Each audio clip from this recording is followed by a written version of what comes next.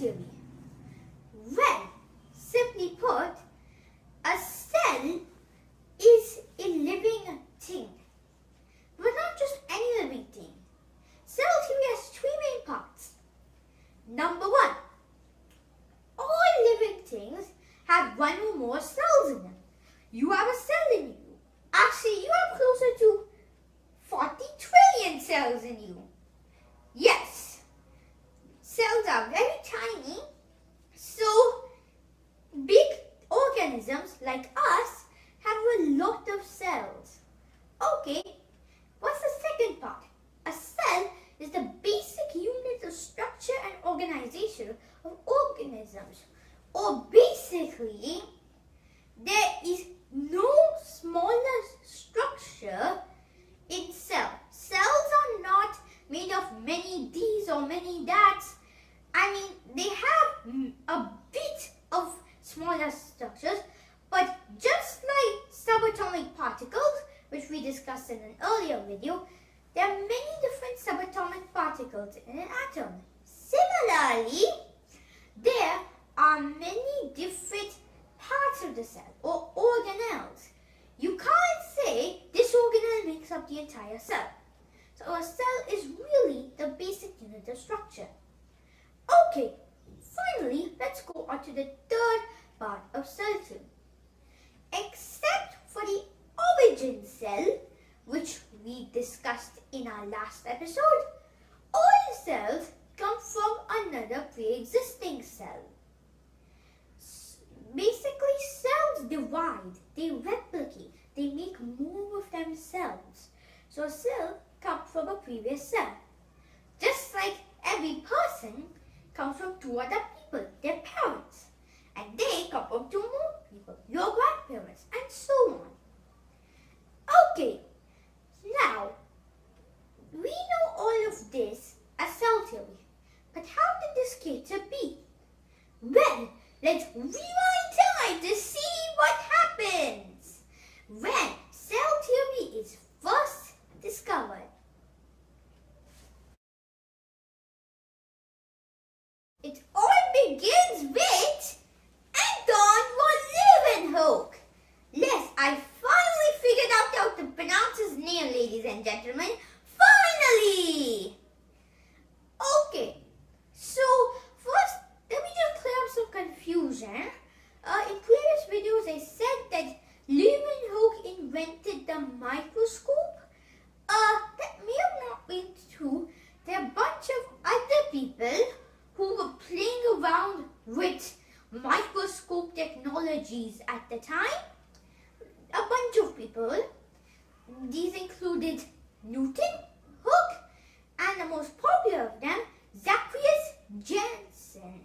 Now, many people regard him to be the inventor of the microscope, but I personally believe it was Leeuwenhoek, so we'll just stick to that, but I'm just clearing up some confusion.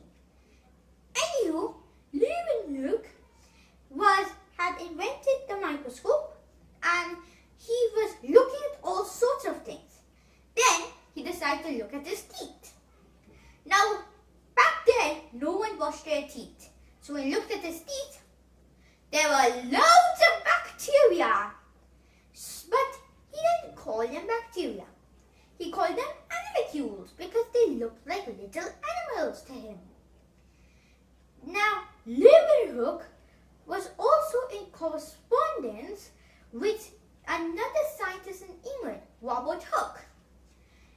Now, Hooke dabbled in basically every field of science, but he was rather unappreciated as a scientist. Anywho, Hooke had an idea on what to call these animalcules. Cells. Why? In a monastery, each monk is given its own space to live in, and that space is called a cell. Now, when he looked at the bacteria on cork, he thought that the cells in those looked like monastery cells, so they named them cells. Okay, so now let's fast forward a bit to the 1800s in Germany.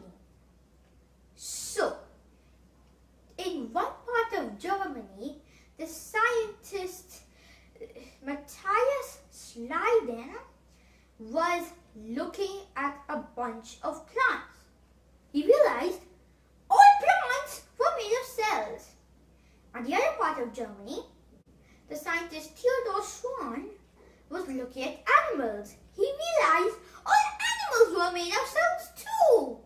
Isn't that crazy? Anywho, they got in touch with each other. They laid some of the basic foundations of cell theory. But for the third postulate of cell theory, that all cells except the origin cell come from pre-existing cells, well, Schleiden didn't exactly subscribe to that thought. He thought the cells came from free cell formation, where they just popped into existence out of nowhere, which nowadays seems like a crazy idea, but as I talked in my last video, people talk about life as a whole spontaneously generating. So small cells spontaneously generating? That wasn't even a stretch, that was a compression.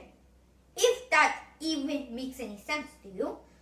Anyway, the scientist Rudolf Virchow came with strong, rock-solid proof that cells came from other cells.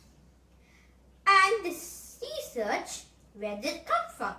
It was stolen from another Jewish scientist, Rudolf Virchow, because apparently stealing research was an apparently normal thing to do in the 1800s. Oh man, thank goodness there are scientific journals now. But anyway, this is the main history of cell theory. Okay, we've talked about how we came up with this whole cell theory idea. As I mentioned in my previous section, cells also have small parts in them,